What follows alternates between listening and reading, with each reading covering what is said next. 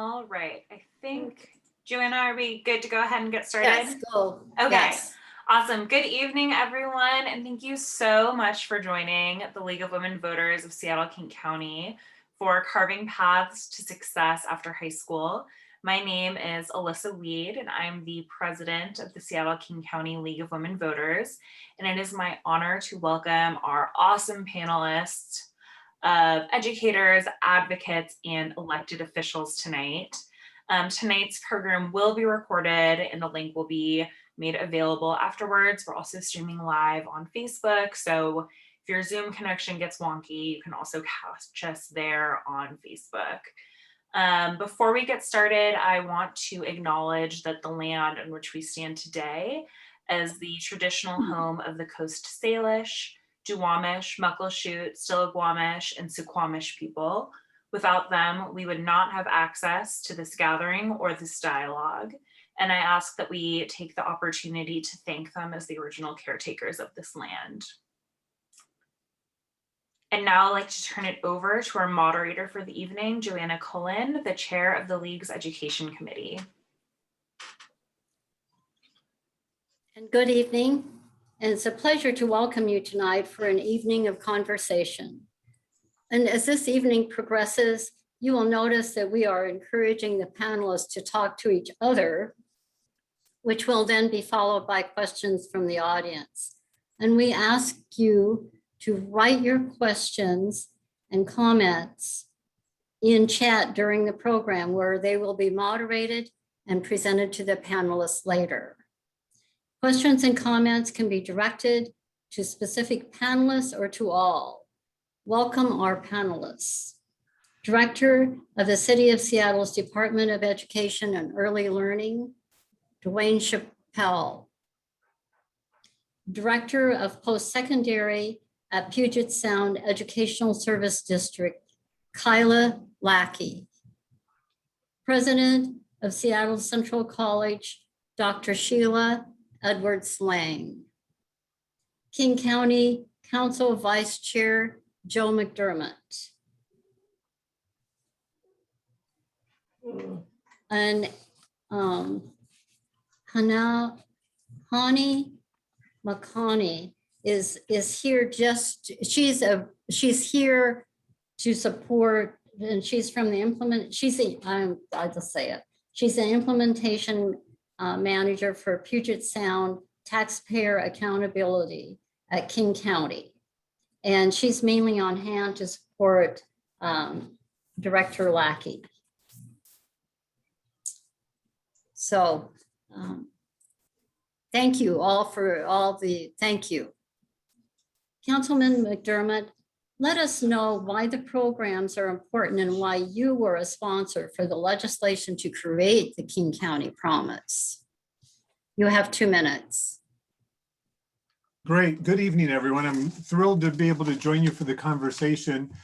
And if you're active in education circles, you may be surprised to have a county council member talking about education, education funding, and K-12 and higher ed investments. And that would be a reasonable surprise to have.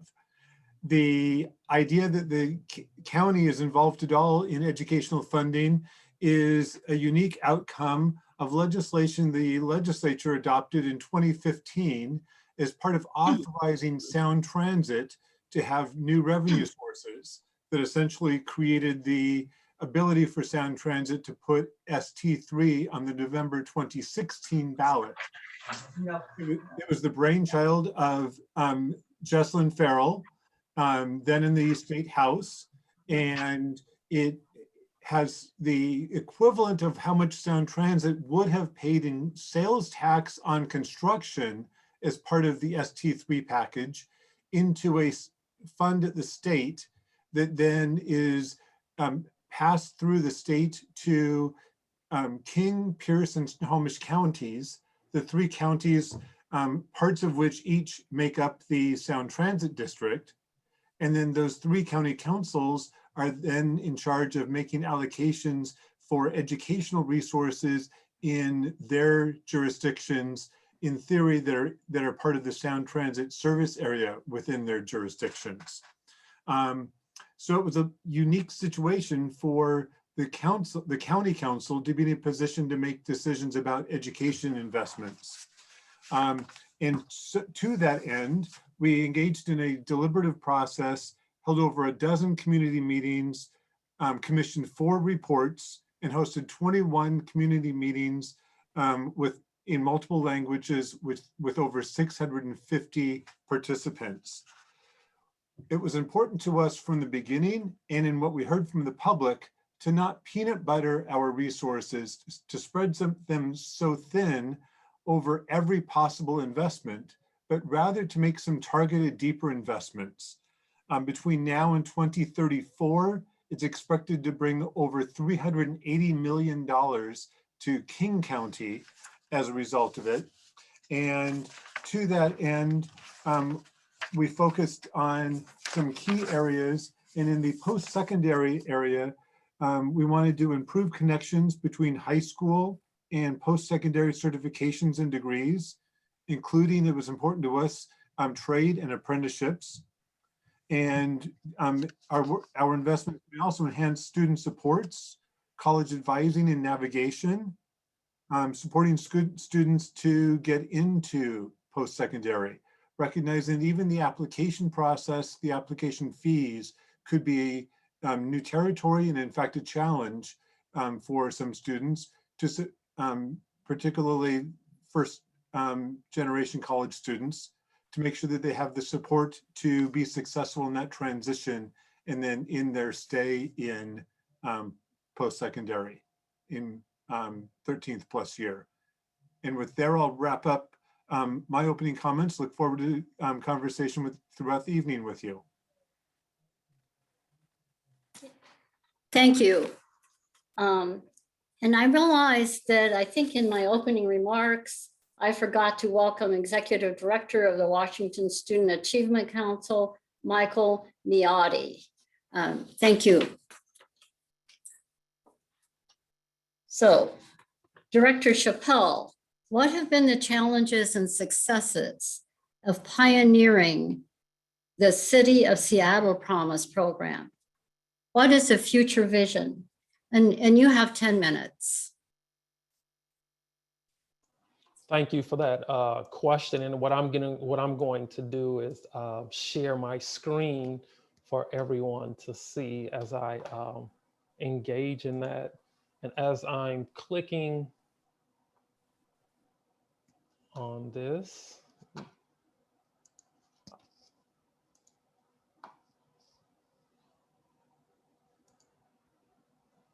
okay.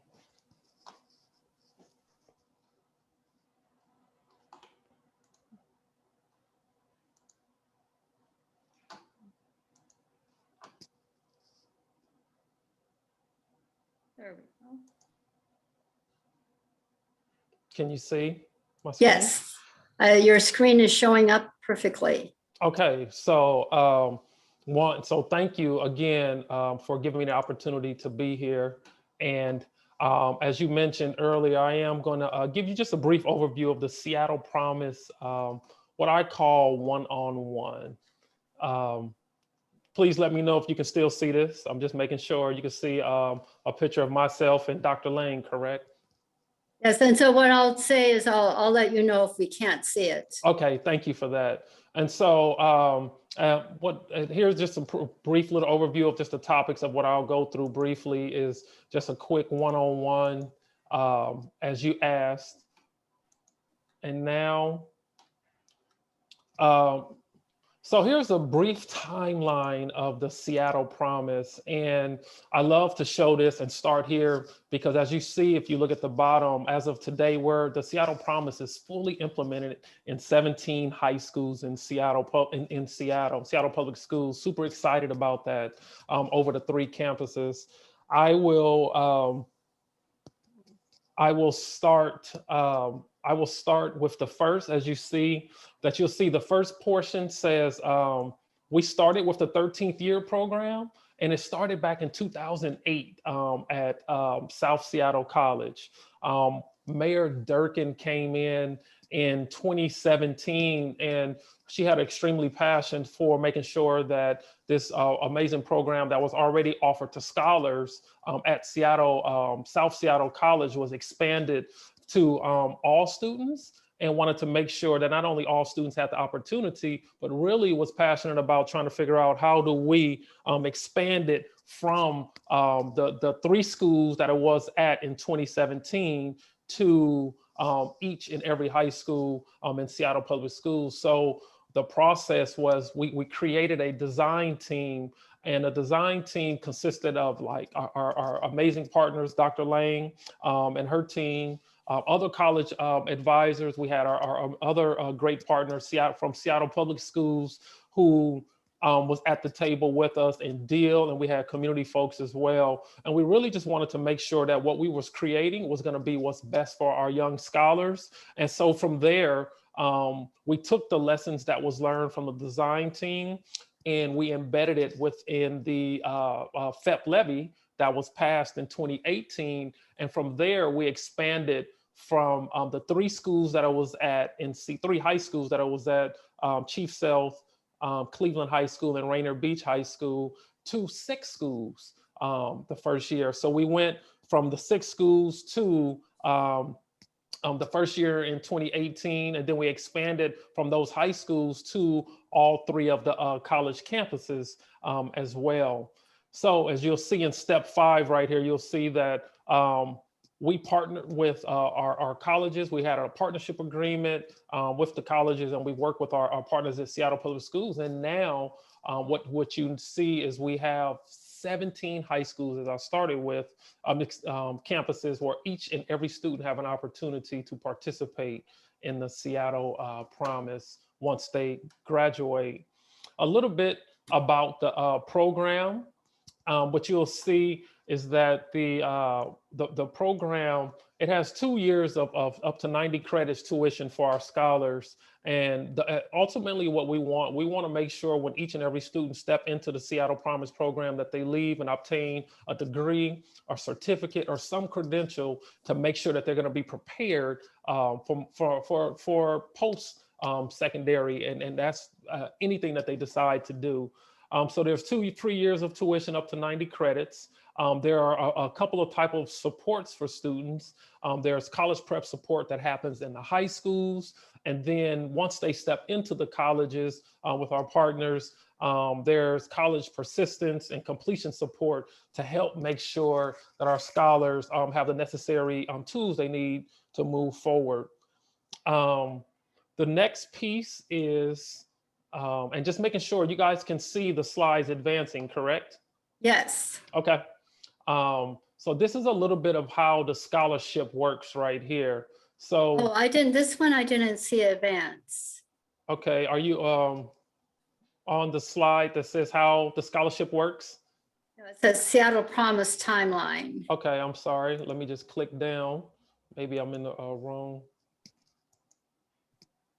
Can you see I think now? you need to go one more down, I think. You're in the Sure. mixed set yet, Yeah, there it rather is. than the separated Okay, ones. but you No, can see that's it. Okay. You can see now how the scholarship works. Yes. Okay, and so this is how the scholarship works. Thank you for bearing with me with this. So ultimately, you have federal and state financial aid, and all when the students step in, this is the first piece right here, and then there's other once students once their federal and state aid is leveraged. If students have other type of tuition or a scholarship or other type of funding, that's the second piece. Somehow you've become muted, Dwayne, or Director Chappell. There. Oh, that's no problem. It said the host muted me. I think I was talking too much. No.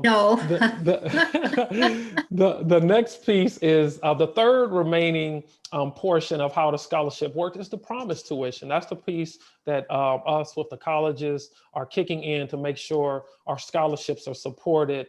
And then there's a piece that when we were designing this package that we really want to be intentional about, and that's the equity scholarship. An equity scholarship are for those scholars who have any type of economic need. And this scholarship could be for funding books, supplies, transportation, and so forth. And then you have the total package right there where all funds are available to a student. So I just want to really talk about how this scholarship opportunity works. And then I want to get to the part where you asked earlier about our partnerships, the successes and challenges. And I always want to start with the successes. You know, the successes, as you see, we really have a common goal, a clear North Star. It's an amazing partnership between 3 institutions, Seattle schools, our colleges in the city of Seattle. We've prioritized our relationship and understand what our priorities are for our scholars. Students have really become interested in the program, and this has really been something that we've been excited about. Of course, our mayor's commitment to the program from the infancy stage has grown. And then the last piece of success, and these are just a couple we just tried to pull out for you, there's so many, was more about the communications and branding that our outreach efforts are for. So, and the challenges, what I wanted to share really is just implementing a new program. When you implement a new program, it comes with a lot of visibility, and you know, sometimes things come up that we didn't think about. There's a challenge of just pivoting our resources to make sure that we're meeting our needs during COVID. As we design this program collaboratively, none of us thought about we would be in this pandemic right now. So that's been a challenge. It's like, how do we pivot the resources that we have to make sure that our scholars are going to be supported? And then the last piece has been just alignment on our data practices and working together through this continuous cycle of improvement. We know as we're getting through it, we see areas that we really want to dig deep in, and just thinking about the model, how it's built, and the available resources for us to get through these cycle of improvement together. So I'll pause here. And this is the conclusion of what I wanted to share about the successes and challenges and about the overview of the program. And I look forward to later on discussion. Okay, thank you. Director Lackey, since your organization has been chosen as a King County Promise System supporting organization, let us know the vision for your work and the challenges for implementation. Great. Well, thank you for having me. And I'm joined here tonight with my colleague, Mercy Daramola, is also in the crowd, and Hannah with King County. Appreciate your support always.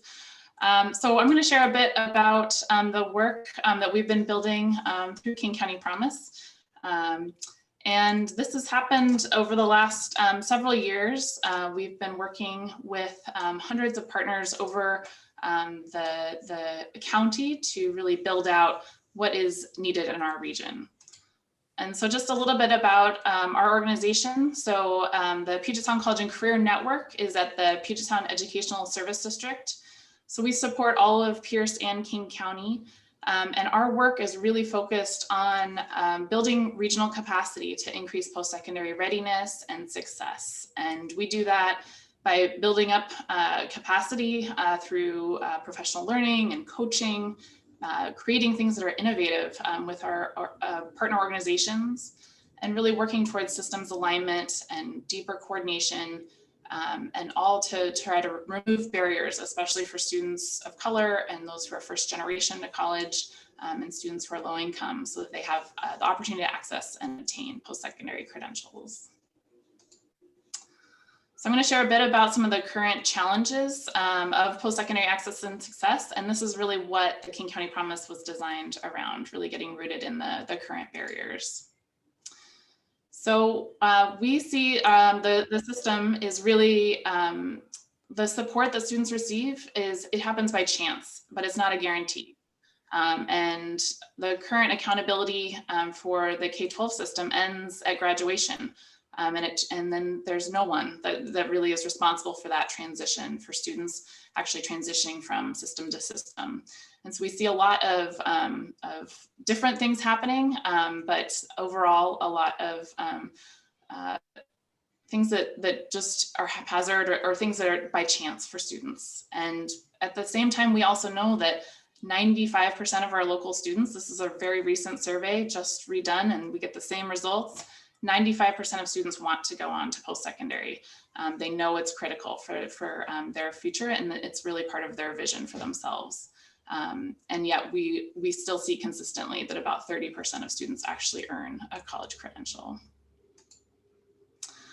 So some of the major issues that we see are that there's just not enough supports generally, but it's also unequal in terms of the support that's out there.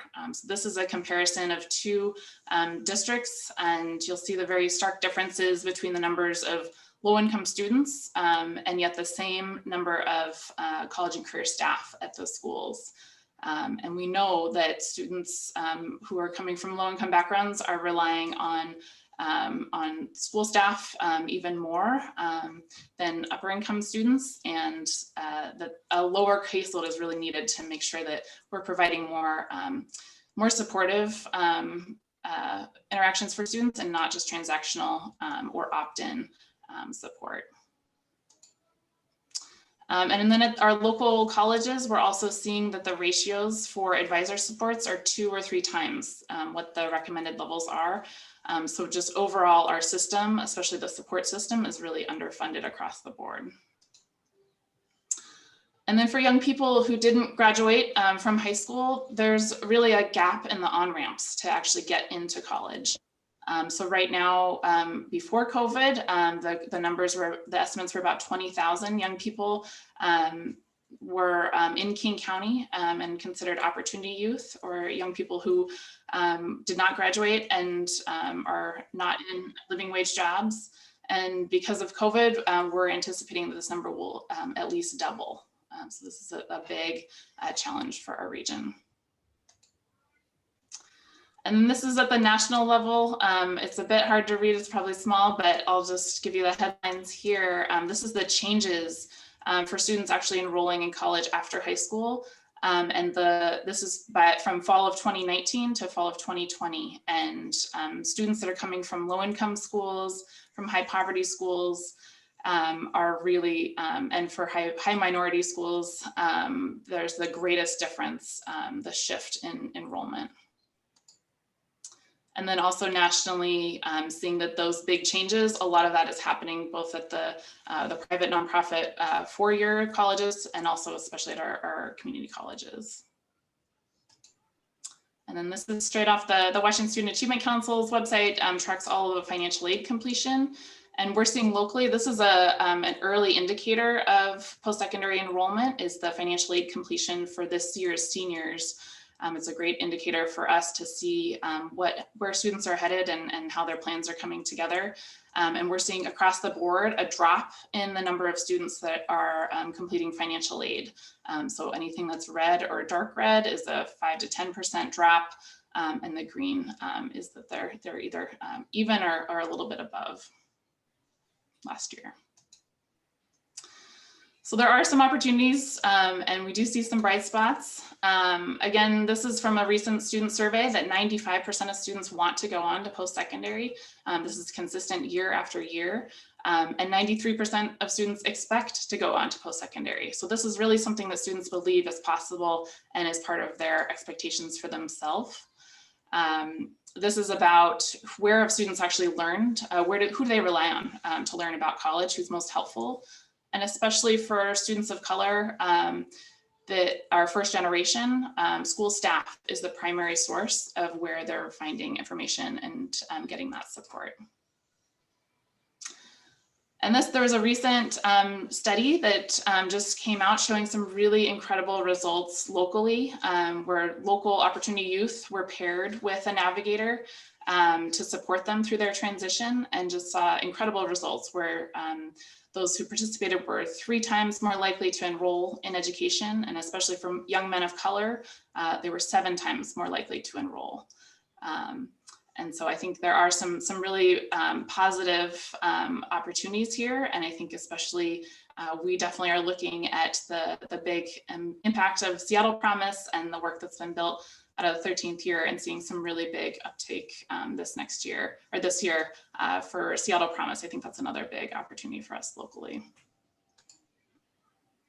So I'll tell you just a little bit about King County Promise, and this is what has really been built through many different visions and voices around the county coming together to really co-design a model that's about a more comprehensive vision for more equitable, more accessible, and more supported post-secondary access and success in our region. So the overall vision is that all young youth of color and others who have been historically underserved really get that high quality support all the way through to their post-secondary credential, and that we make some really big systems change and build the capacity that's needed to do this work at scale. And in the long term, really wanting to build an evidence base and to be able to demonstrate to the state the level of staffing that's needed, the level of programming to really get us to our post-secondary enrollment and success rates and really invest in Washington students. So we hope to get to a place where it's much more equitable, much more targeted, there's coordination, it's really student-centered, and there's more accountability. And we think that with this, we will get closer to our state and local goals of at least 70% of students earning a post-secondary credential and closing opportunity gaps.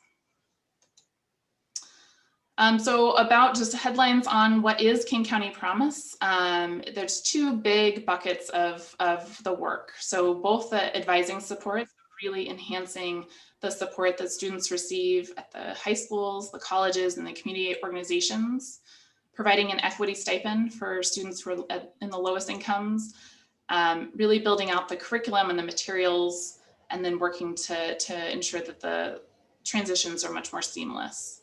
And with that, we're hoping to really leverage a lot of the existing resources in our system, some of the funding streams, and also the Washington College Grant to ensure that more students and who are eligible are applying for Washington College Grant. And then at the systems level, there's a lot that we're working towards around data sharing, the placement practices that happen when students actually enroll in college, and the overall trying to amplify some effective practices that are happening locally to share those across the entire region.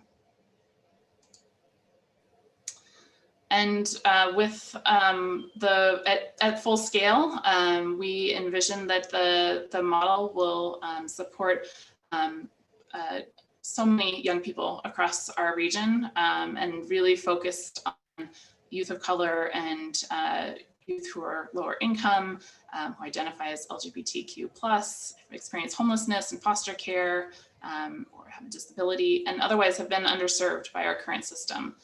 So we're really excited about the power of really investing in young people. We think there's some big things that can happen just in the short term in terms of increasing access to financial aid and tightening up some of these systems and policy changes. And then over the long term, really changing what the system looks like in our local region. This is the quick snapshot. So also a shout out to the 13th year model and our long haul work that's happened in this region to build out a promise model locally. And we've been convening systems leaders for the last 13 years through the Puget Sound Coalition for College and Career Readiness, and really looking to our partners at the Seattle colleges to learn from all of the work that's been built with Seattle Promise to get us to the point that we're at now. So we're excited to continue to build some of this foundational capacity right now. And in the later this year is when the first phase of the Promise partnerships, the RFP would open. And then that programming would actually start in school year 2022. We'll continue to work really closely with those partnerships that were selected, and then also supporting others who are interested in becoming partnerships in the future to be ready. And then a second RFP would open in 2023, and we'll continue to evaluate and adjust the program and adapt the model over the next several years. This is the short, non-comprehensive list of many of the organizations who've contributed. It's really been hundreds of educators and students and community members who have helped make this vision come to life. So it's a really powerful space to be able to work in. And I think there are a few things that if folks are interested in getting involved, we are definitely kicking off some fundraising efforts to build out the support that we have throughout the model. There's a potential that at some point PASTA funds, the funding stream would need protection where it looks okay for now, but we can let you know if that's not the case in the future. And then I think we're also looking for other funding streams in the future that could support this work because tuition alone won't get our students all the way across the finish line. Thank you. Thank you. So, Dr. Edwards Lang, as president of Seattle Central College, please comment on the experience with the promised programs for the college and the students. And comment on the previous presentations. How are the programs successfully fulfilling a need? And what are the challenges? And you have 10 minutes. Great, thank you. Kyla, if you can stop sharing screen, then I can start. Thank you for that. I just want to emphasize something that Kyla just mentioned, and that is that tuition alone is not enough. And so one of the things that in the design of the Seattle Promise, we included wraparound services and to address the caseload issue that she mentioned in her earlier presentation. So in the Seattle Promise program, the caseload for advising is 100 to 1. So it really does address many of the issues that come up nationally. So let me see here. I want to acknowledge and, okay, so now, of course, technology never does what you want it to do. There it is. Acknowledge and thank the folks from the Seattle Promise team, Melanie McMillan and Barb Childs, who I know are on the call as well. And they will correct me and help me answer questions later on as we go through this. So the first thing is that, as you heard, the program started at South Seattle, but Mayor Durkin had the vision to move it to all high schools in the Seattle Public Schools. And as we have moved along with the program, one of the things that we feel like we are empowering young people. And so they will go to college if they have the opportunity, but they will also give us feedback. And so we're working with our partners in Seattle Public Schools and the city of Seattle to make sure that we are addressing things as they come up. So we're trying to be flexible. At the same time, we know that this is a highly visible program and that we have a lot of accountability to the taxpayers who have paid or who are paying for this, and hoping that we'll have different outcomes for Seattle's students. Thus far, we are exceeding our expectations. So more than 60% of the students are students of color. 35% are the first in their family to go to college. And we are, even though it's not means tested, we are reaching many of the families who are below the area median income in our area. So 2/3 of the families are making less than $75,000. I think the most exciting part for me, at least as an educator, is that the outcomes for these early cohorts, and remember, we just went to all 17 high schools last year, we are already exceeding what we thought would happen. So our retention rates, and that's how we measure student persistence towards a credential, those retention rates outperform retention rates for other students. For example, for our regular students, our fall to winter, our fall to fall retention rate is 58%, but for Promise students, it's 71%. And so we are pretty excited about that. The other thing is that we have students who have already graduated, so in 2 years or less. So we're looking at the national average and saying, our students, we generally measure retention completion rates in 4-year terms. So we're not at a 4-year period yet, but the early returns looking at 2-year retention rates are promising that we're already exceeding the national average. Some of the implementation successes and challenges. It's funny, I always say one of the greatest successes is also one of the greatest challenges, and that is the interest from students and families in Seattle.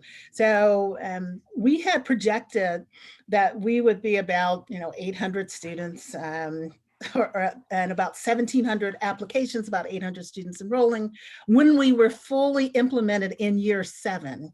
We are in year 2, and we have already exceeded that. This year's graduating seniors, we had 2,100 students apply, and that's half of the graduating class in Seattle Public Schools.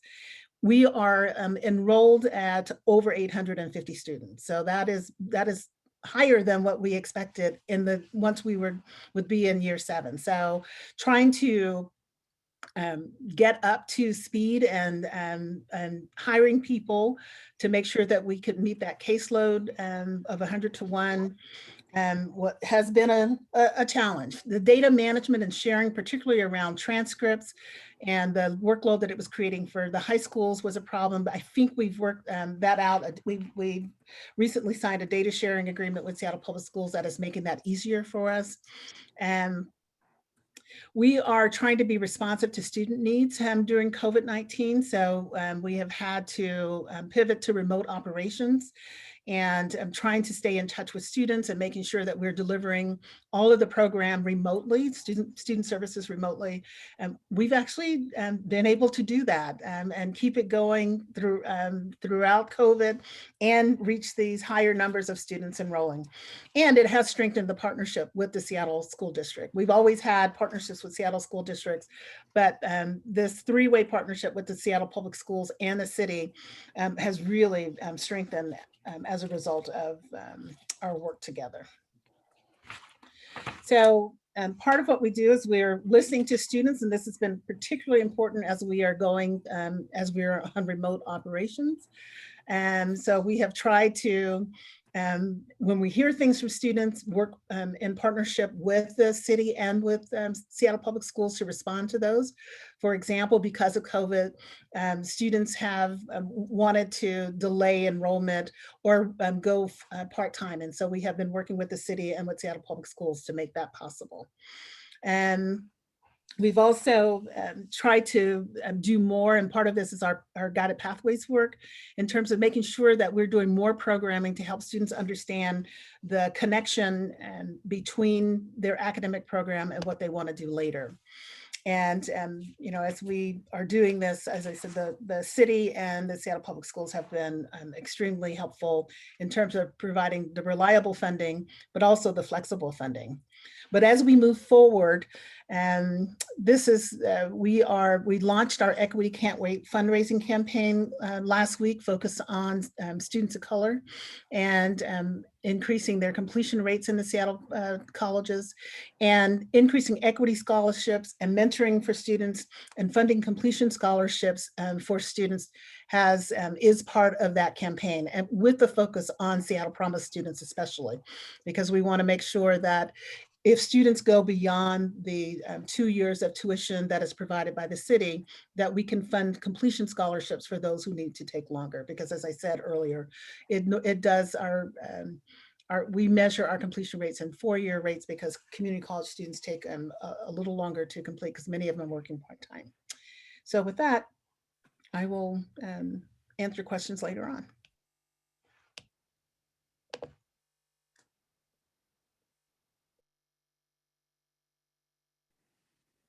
Thank you. Executive Director Miotti, can you please respond to the previous presentations this evening and let us know how the state supports the local promise programs? Yep, thank you. And I believe we have your slideshow. Okay, I believe I have taken control through a share, and if it's okay. I'll Oh, just- okay. Okay, You're sharing your Uh, screen? Okay. yes, I'm sharing the Okay. screen. So, yeah, so I'm Mike Miotti. I'm the Executive Director of the Washington Student Achievement Council. That's a somewhat unusual name for a state agency. We are a cabinet level state agency. I'm in the governor's cabinet. I'm an appointee of his. We also, unlike most of our sister state agencies, we do have a board of that we work with, in which we have 5 people appointed by the governor, including a student. One of our governor's appointed members is Sativa Jones, who works in college going and planning with students in the Highline School District in South King County. We also have representatives of the public four-year universities, the public 2-year colleges, the SBCTC, the system of community technical colleges, which Dr. Lang's institutions and others are a part of, a representative of private colleges and universities, as well as the state's superintendent of public instruction, Chris Reichdahl. We work on a wide variety of higher education and post-secondary issues, primarily around access and success for students for people who don't have access and for students who are not successful. I'm going to give you a quick walkthrough of some of what we do and perhaps how it connects to things on the ground, and then share with you some perspectives on the Seattle Promise. Our goal, enunciated now almost 8 years ago, is to dramatically increase the educational attainment level of Washington residents. And this slide right here captures the significance of educational attainment in shaping the lifetime earnings, in other words, the financial independence of Americans. And as you can see, as you climb from left to right, the ladder of educational credentials, the average lifetime earnings goes up significantly. The challenge we have is that as you climb that ladder, the categories to the right of higher levels of education get whiter and whiter, and tend to come more and more from white students, white alumni, who grew up in homes where there was college going supports. And our focus is on those who don't have access to this and don't have the opportunity to climb that. I'm a little trouble moving on to get my, okay, there we go, page. Okay, this very quickly, this is we have a strategic framework to try to achieve that increase in educational attainment. And it's based on 4 basic clusters of work: that higher education should be affordable. We need to have ever increasing enrollment beyond the current levels of enrollment that we have in order to get to our goal. But more students need to be successful. They need to complete the programs that they're in. And we need much more student supports, which by student supports, we're referring to the basic needs that many students these days face in terms of housing, food security, transportation, childcare, and the like. And all of this work is grounded and centered in a commitment on equity and closing the racial and ethnic gaps and disparities that exist in educational success. So we simply say, if we do, as a state, build a more affordable and supportive educational environment, more Washingtonians will enroll in programs and complete credentials. One of our biggest challenges right now is, and the state as a whole, about 60% of high school seniors go on to post-secondary of any kind. This includes everything from traditional degree programs to certificate programs, the like, but only about 60% of our high school seniors go on within 1 year after graduating from high school. The national average is 70%. We're behind Oregon and California, and we're a good 10 plus points behind other states that we view ourselves as highly competitive, in the global economy. King County is higher, is currently the 70%, but normally major metropolitan areas and large cities would be ahead of a state average. So we can do better in King County, and we can do better across the whole state. I think one of the questions in the chat was about what barriers do people face. This is the result of a survey of Washington students at the state community technical colleges around issues that they face. So you see 62% report food insecurity and housing insecurity, or in fact, homeless. 32% are just food or housing, and it breaks it out separately. But this is a huge and a growing challenge, exacerbated in COVID, but long pre-existing, the pandemic and health crisis we face now. This is the last slide I'm going to show you. This shows where we are now in terms of the different racial ethnic groups in the state and their attainment rates in terms of having some form of educational credential beyond high school. So this shows the extreme disparities that we have across groups. And the council his commitment is that we are not seeking to get 70% statewide, no matter how we get it. We are seeking to lift all communities to 70%, both in terms of racial ethnic populations and communities, but also on looking at in the perspective around the state, geographically. I will now shift briefly to a little bit of discussion of a perspective on Seattle Promise and its interconnection with the state. I was very lucky to have been involved in a similar role in another state for a number of years, and also helped lead a state public higher education system that included public universities and community colleges, and then spent a number of years around the country working with major national foundations on exactly the kind of programs that Seattle Promises and other community or regional based college going efforts. We're very lucky here in Seattle and King County to have the program the Promise as it exists now, because in most of the country, these efforts are supported purely by private philanthropy. So we're very fortunate in King County to have the public sector commitment cutting across the county and the city, and of course with the state infrastructure, financial aid and the like. That's a critical ingredient, because most Americans view their post-secondary opportunities as grounded in the places where they live and go to school and where they will ultimately work. So some students do move hundreds of miles away to go to college, but the vast majority of Americans go to a college near where they lived before they were a student there. And many of them still live with their family, or they in fact are they are one of the breadwinners in a family as a young adult or an older adult going on. So it is important to understand the local context, to have people on the ground and leaders and champions who can figure out how to make this work with an understanding of that region and that place. It's extraordinary to have senior elected officials like the mayor and the county leaders, county council and the county executive, committed to this kind of work, because all of that can help build a broader community culture, committed to the work, committed to college going and success, committed to tearing down the racial and ethnic barriers that stand in the way of so many young people. And it's also, I think, something I've talked more and more with people about in the last few years is the need to understand that, to draw a parallel to the health crisis we just faced, if we had tried to deal with COVID only through the perspective of, I'm going to try to end my share. If we had tried to deal with COVID only from the perspective of the network of healthcare providers, doctors, nurses, and other frontline providers in hospitals, we would not have been as successful as we were in this state. It's because we have a strong public health network, both in terms of a state Department of Health, and we have strong county-based health agencies led by Jeff Duchin here in King County, who I worked with all of these networks around the state in dealing with these issues on college campuses. And it is this sort of broader public perspective and community leadership role that someone like Dwayne Chappelle here, many mayors, I mean, I've been in many cities, worked with initiatives like this.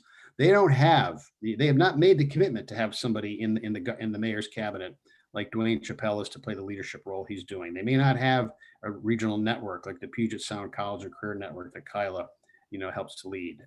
These are critical components in addition to the political leadership, the public leadership that a mayor brings to it, and also a very strong community college, system and leadership that brings to it too. All of these are the ingredients of success. And the great challenge for us in the state is to figure out how to constantly adapt and evolve to support the work on the ground here, and to see it as us being responsive to your needs, not you being responsive to the, the center, to the state capitol.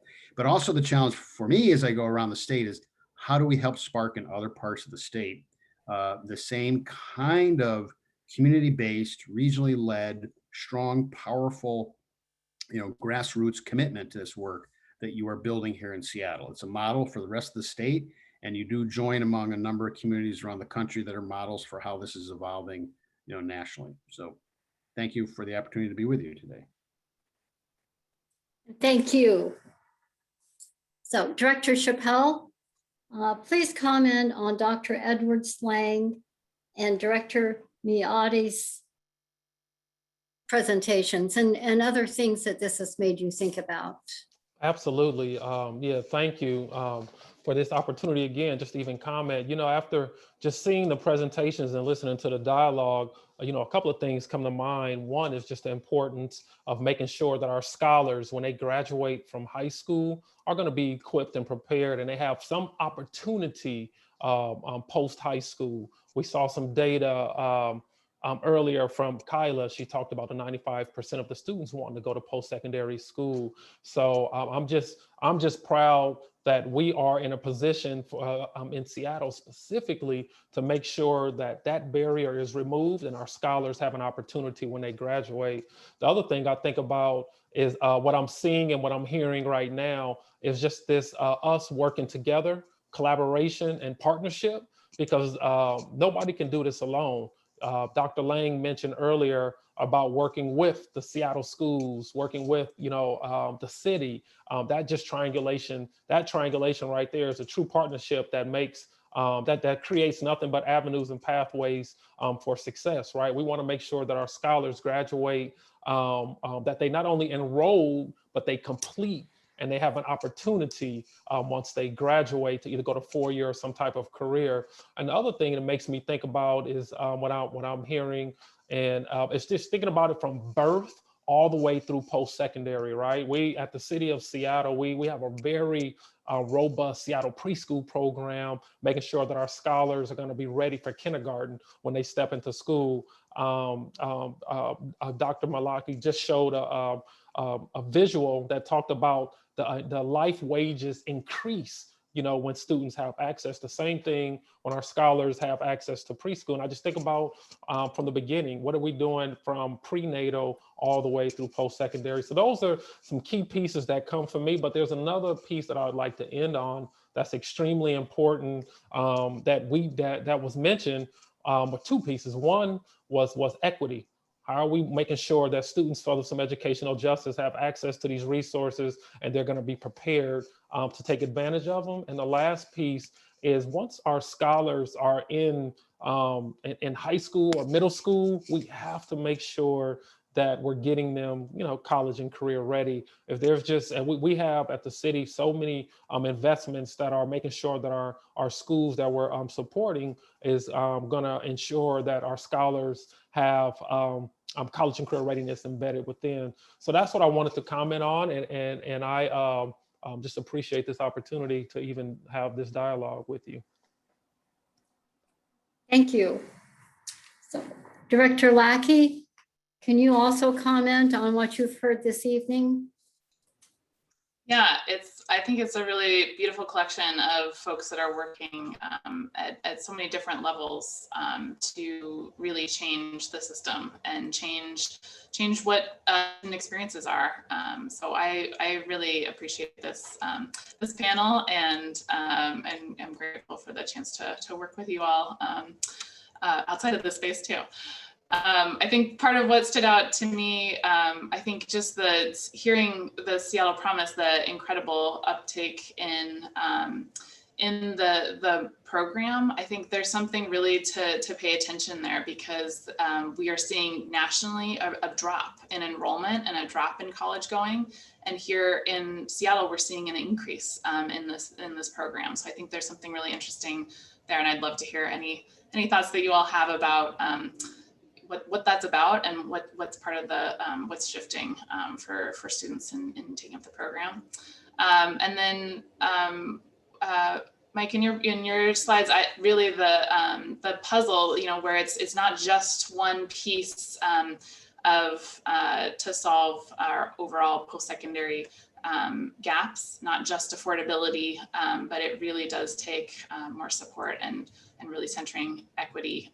That really resonates and is very similar to the big picture that we're looking at locally. And I think just there was a question about the RFPs for the King County Promise. That'll be developed later this year. And then as soon as those are available, we'll be sure to share that out widely, all of the criteria and what the application looks like. That will be developed later this year. I think, thank you. I think Dr. Edwards-Lang, although originally I thought of you as commenting on the other pieces, I think I'm going to give you 2 minutes to comment on what you've heard also, since you did a 10-minute. Okay, you know, as I was reflecting on what Dwayne mentioned about the college and career readiness, one of the design elements that we put into place for Seattle Promise are outreach specialists who go out and partner with the high school staff to not only get students to apply for the Seattle Promise, but to begin that career work early, you know, to begin thinking about how the Seattle Promise fits into the high school and beyond plan and what kinds of things that those students can do. Exposing them to all of the trades as well. So there was a question in the chat about, is this just for students who want to transfer? No, although the vast majority of our students have indicated an interest in transfer, they can use this program to study a trade at one of the Seattle colleges. And so we call it the technical education. So we have partnered with Seattle Public Schools and they are doing a lot more on career and technical education to provide opportunities for students to take field trips, to have, while they're still in high school, and learn more about non-traditional fields, and then what kind of credentials they need and how the Seattle Promise can be used to pursue those credentials. So there is a lot of design elements that went into thinking about how we get students on a path to college and how we get them through college and then what afterwards. And that post-secondary credential includes things other than our traditional AA degree. So Councilman McDermott, can you now comment on what you believe success would, how it would look, and then also some of the strategies you feel can overcome the challenges? Yes, thank you, Joanna. You know, in our conversation tonight, we've a number of people have used the term promise. And I want to acknowledge that we have different definitions. The Seattle program is different from the King County Promise program in its particulars, but in its overall goals of getting more students from high school to post-secondary, to some sort of post-high school education, supporting them and sustaining them in that. That's the promise we're all trying to make. And we're interrelated in how we do it. The exact methods of one program versus the other are different, but the goals are very much the same. And I don't think we should be distracted by the fact that we might be using the same terms for slightly different immediate impacts, because it very much is the same overall goal. Why do we have that goal? Well, we have an obligation to our young people. I think Dr. Edwards-Lang's fundraising program is very aptly named. Equity can't wait. The desperate levels of attainment of educational achievement based on race and ethnicity is significant. And we have to recognize that that is tied to socioeconomic income levels and people who are first generation college students people whose families, whose parents have not gone to college. I think I'm probably the example of who we think of as the typical person moving through the educational system. Both of my parents were teachers. There was no question that whether or not I was going to go to college. The question was, what college was I going to go to? And you may have realized what college I went to, and I'm a little excited about a basketball game on Saturday night. But the question was where I was going to college, not if. But the statistics and stories we've heard tonight make clear that I'm not typical. That we need support for students to make that connection from high school to college. We know what it does for their success, and we need to make sure that that handoff, that transition is smooth and flawless.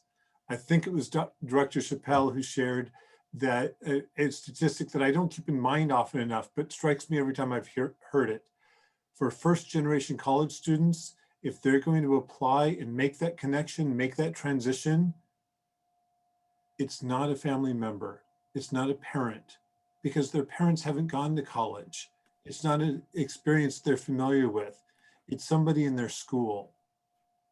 It's somebody in their school building who takes an interest and supports them in selecting a college, a program, application, getting there, maybe even making a campus visit and knowing, understanding that they want to apply and do this, and giving them the confidence that they can do it and they will be successful if they're in college. That's the promise we're talking about. The promise of success and attainment and achievement, that we can't leave students behind. Equity can't wait. That's what this promise is about.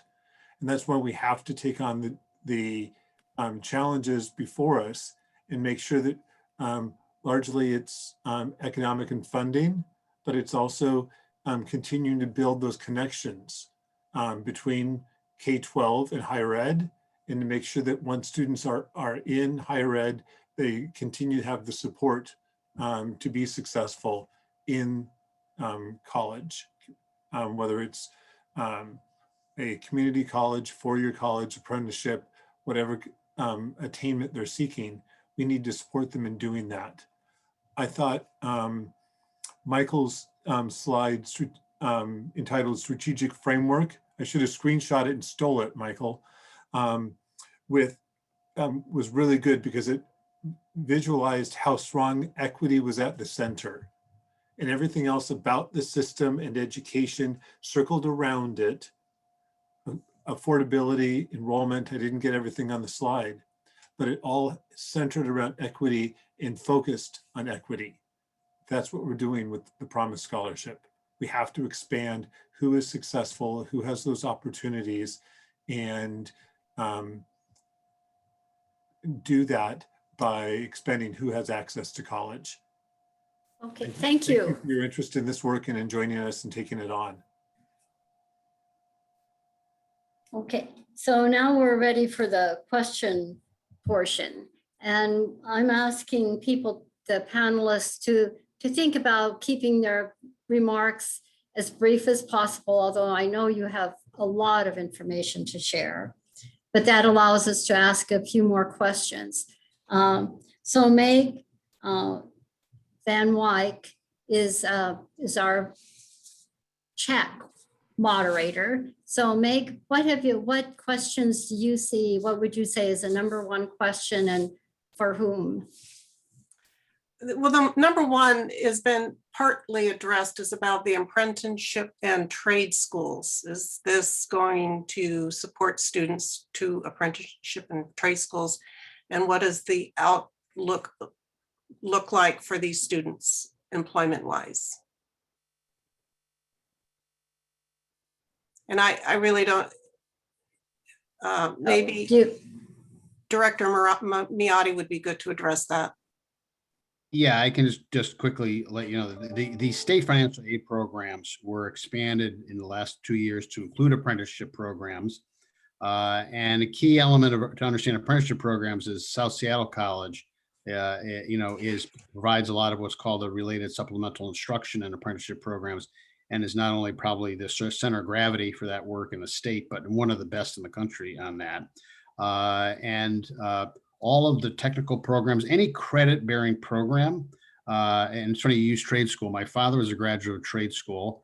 And usually I find that term, when we use trade school, you're maybe revealing a little something about your shall we say, experience, in the world. But yeah, so the state aid program covers a wide variety of these programs, including even some of our more proprietary training schools, because we do match the federal Pell Grant system, to do that. So this state's been a leader in recognizing that we want to support all pathways, but also very importantly, do not let those pathways have glass ceilings that say, once you get somewhere, you stop there.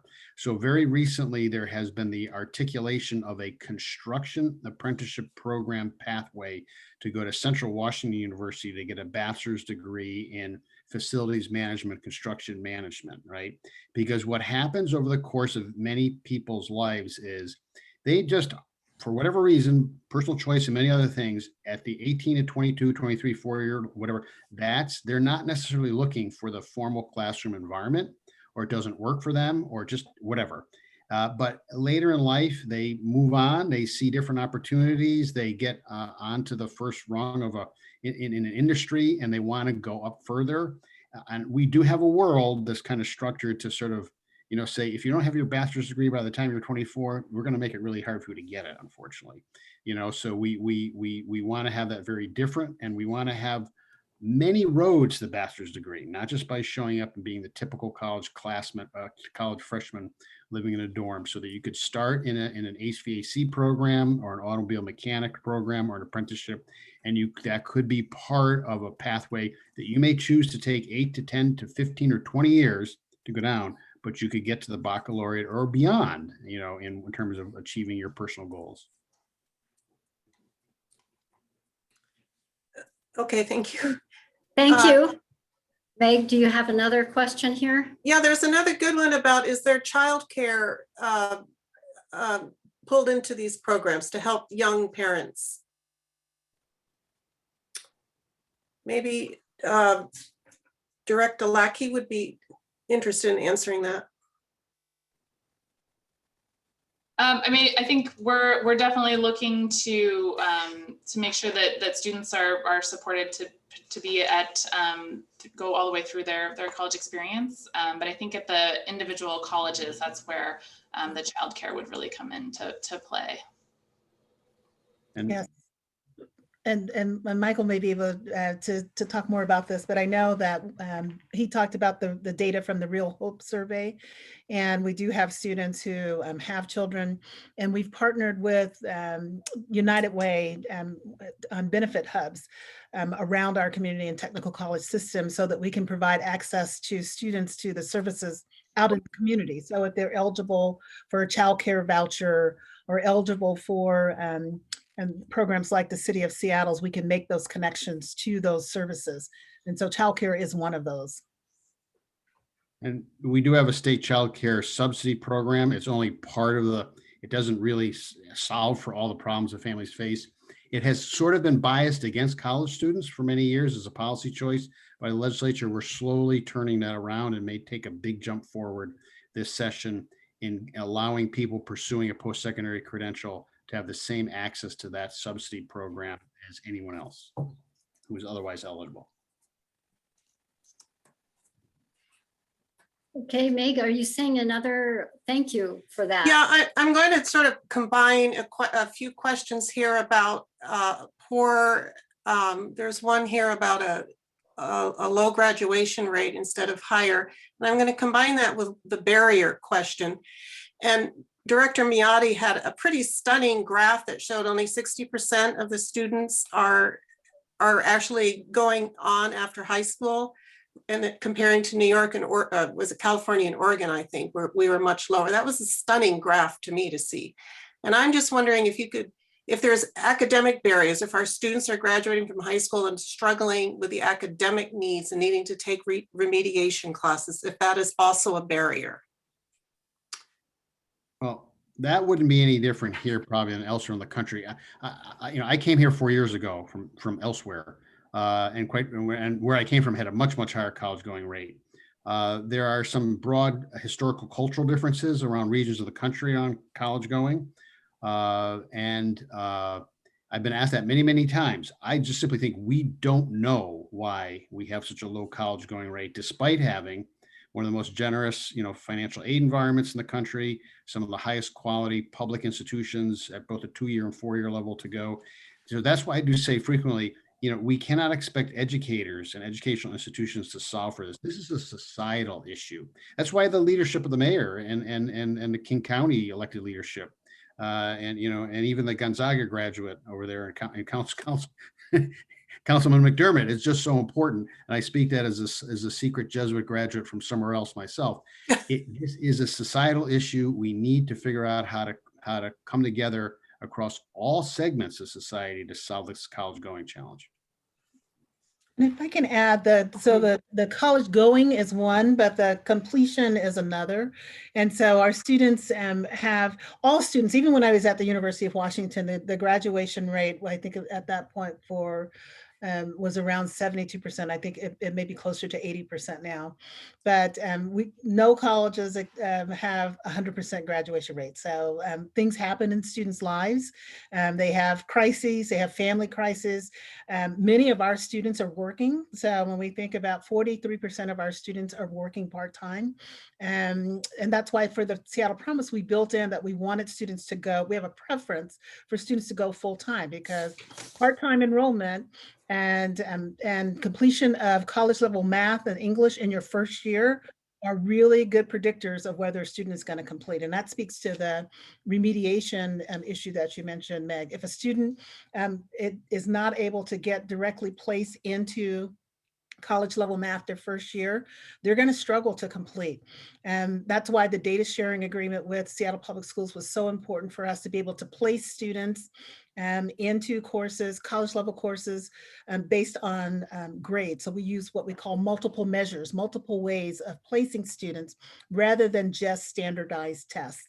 Because so the data shows that high school grades are just, and Kyla can actually speak to this too, because the ESD has done a lot of this work on multiple measures, that grades in high school are just as good a predictor of success in college level courses as these standardized tests. So we're trying to think of different ways to make sure that our students are successful. Finances, we participated in the Gates Foundation Project Finish Line grant a few years ago. And what we found was that students were like 1/4 away from finishing, and they would get into some kind of financial crisis where they owed $200 or $300. And they would stop out because they could not afford that $200 or $300. That's why we have completion scholarships as part of our Equity Can't Wait campaign, and as part of what we do right now. We just want to grow it.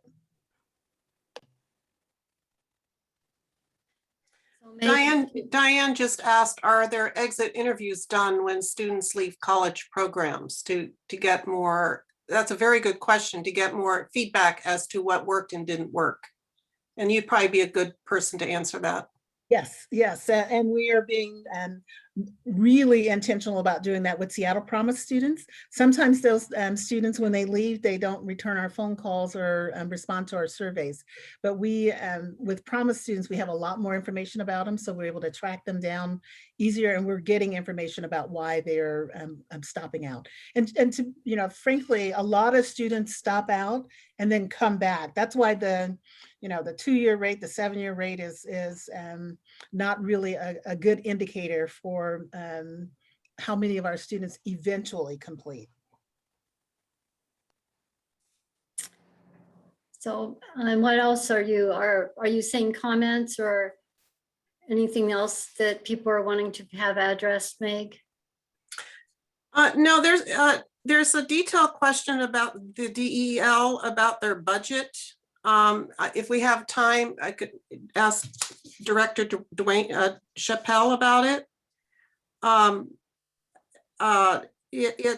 it also funds childcare, and the question is how much is going to the college and how much is going to the preschool? The question, let me just make sure to repeat, I understand how much of our budget is going to early learning and how much is Yes. going to the post-secondary piece. I Yes. don't have numbers right offhand, but I can tell you of our levy, I would estimate that around 54% of it is carved out for early learning, and maybe a small portion for the post-secondary piece is maybe around 5 to 6%. But what I can do is I can double check that to be exact for you to make sure I'm accurate. It's a rather and just to be honest, it's a very small portion of our budget that's going, like I said, around 5 or 6% for Seattle Promise. Are you expecting a budget increase this year? So what we have, right? So the way the promise was built in, we built it in through the levy, and it passed. The voters passed it in 2018. So we built in a budget to go throughout the life of the levy. So it's just staggered. It'll be a staggered approach all the way through the levy to support the promise program. Okay, that's all I have. Thank you.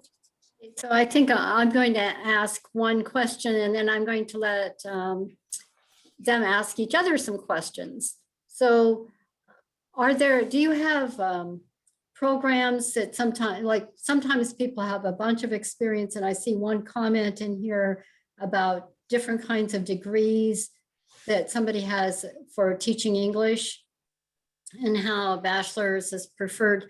So do you have some way of certifying or giving people some type of credit for actual work experience so they don't have to take coursework because maybe they've already can demonstrate that they can do that? Are there any programs to help people do that, get credits for work they're already doing? Mike, could you talk about prior learning in the state? Yeah, there's a concept called credit for prior learning, which basically an institution can meet with you and review your life experience, your other studies, if you've ever been anywhere else, whether it's a credit program or not, and assemble that into a package and award credit, in fact, for some of that, and then guide you to a pathway to fill the gaps to complete an associate's or bachelor's degree. One of the things there's only so many issues any agency has a bandwidth to deal with. This is an issue of significant importance, but what we don't have a feel for, we've not been able to devote a lot of time and energy to, but we at a statewide level, but what we don't know is, because this is all carried out at each institution more or less separately, and it's possible SBCTC, and Dr. Lang can tell us this, is actually try to coordinate across all 34 state community technical colleges. But one of the challenges we have, I think, societally is to do a better job of this and to figure out how to do it in a way that a student, it doesn't make any difference which door they show up at, they're going to get the same sort of results. And thank you, Mike, for answering that, because one of the issues is that each college, and the Seattle colleges, we at least do it as a district, so all 3 colleges, North, South, and Central, are on the same page, but every college does their own assessment of prior learning. And so it's more common in our workforce programs or our professional technical programs than it is in our academic transfer programs. So if, for example, you are going to study airplane mechanics, which is a program at South, and you've been in the field and in the industry, you may be able to opt out of some of those courses. But a lot of the programs are also sort of bound by accreditation and industry rules around what kind of experience someone has to have in order to get that credential. So that's why it is so difficult for us to have sort of a uniform policy on terms of prior credit for prior learning. Go ahead. No, go ahead. Oh, so if you had, who was getting ready to say something, that would, That was me. okay. Oh, Director okay. Chabelle? Well, what I was going to say was that, and Dr. Lang, I don't want to hate to put you on the spot, but I know that, and I'm just speaking of another opportunity that Dr. Lang and them is semi-related. What we're doing is like through the levy, we're also partnering with the Seattle colleges and Seattle public schools and created a academy for rising educators that's happening within Seattle public schools, where we're taking those educators who are there and maybe serving as instructional assistants who aspire to become teachers and helping get them certified and taking courses up at up at Central College. And we're calling it Academy for Rising Educators to increase the number of teachers of color within the profession. So I just thought when I heard this, I thought I'd highlight that as well, Dr. Lang. Yes, so, and that has been a highly successful program. I think we had 27 students in that first cohort. We have another 28 in the second cohort and are on track to have another 25 in the third cohort. But what we do is it's individual assessments of those teaching assistants, and we're trying to attract more Seattle Promise students to it as well, so that students could get interested in becoming a teacher in high school. And then through the partnership with Seattle Public Schools and the city, it's almost like a teaching apprenticeship. So they are hired by Seattle Public Schools. They get to shadow a teacher in the schools, and then they're getting paid for that while they're learning. So it's like earning while you learn. And part of the process, intake process, is to look at what other courses they might have taken. Many of them might have started college and didn't finish it, and making sure that we get them as much credit for whatever they have done prior to enrolling in the program, so that they can be on their fast track to earning their AA degree, and then transferring to Seattle, Central Washington University, City University, or the University of Washington to earn that bachelor's degree, and then be on track to earn their teaching credential. It's a new model, and if folks don't know, over 80% of the teaching assistants in Seattle Public Schools are folks of color. And so it is a very racially diverse group for us to recruit from, and get them skilled up and trained to become teachers. Joanna, if I might, this is Diane Yes. Ramsey. Director Chappelle, in preparation for this meeting, I went to the Levy Oversight Committee website, and I did watch the most recent meeting. However, I could not find links for past meetings or presentations or agendas associated with the meetings that have been held. Is it possible for you to have your staff put that data up so it is accessible to the public? Yes, ma'am. Yes, it is. It is. We can. I'll go back and check that, because we typically like to make sure things are posted for public, for folks to view. So thank you for giving me that information. And I can tell you that we are right now in the process of launching a new site. And so I'll make sure once we get that up and going, that we definitely have that information up for you to view. And thank you for going and checking us out and interested in the great work that we're doing. So I'm saying all of that just to say that our new links should be up shortly. Thank you. And before you close out, Joanna, I just wanted to personally thank Dr. Edwards-Lang and Mr. Miyati and their staff for being so helpful and just so wonderful about agreeing to be presenters for this. You were my charge, and I appreciate the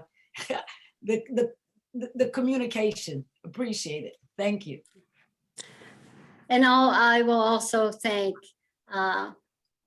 Kyla Lackey, Director Lackey, and see, I had another person. Oh, Director Chappelle and his staff for also their cooperation and getting back to us and presenting tonight. It's been like really a fun night.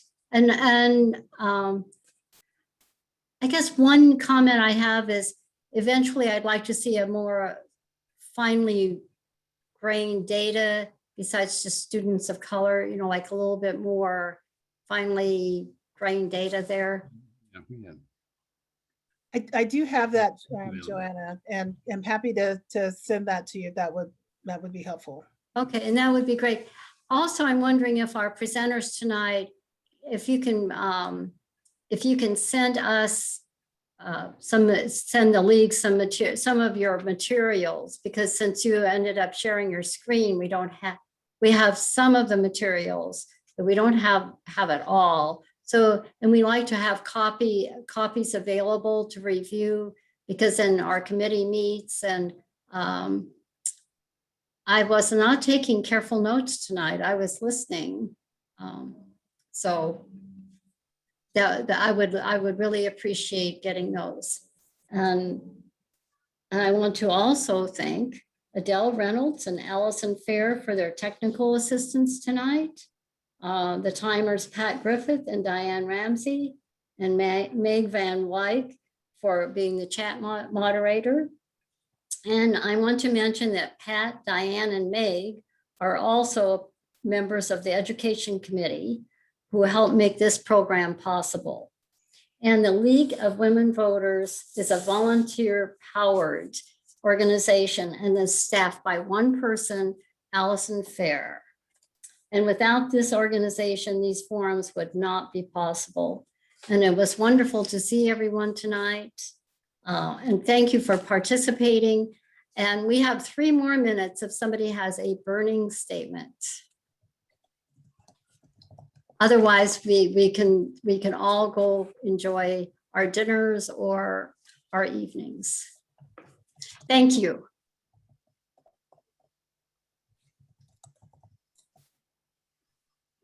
So Allison, I think Allison is the person that